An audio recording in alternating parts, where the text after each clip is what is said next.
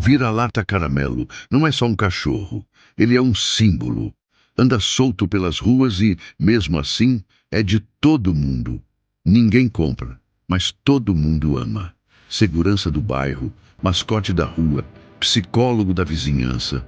Tem aquele olhar sereno de quem já viu de tudo. Vive sem luxo, mas sobra amor.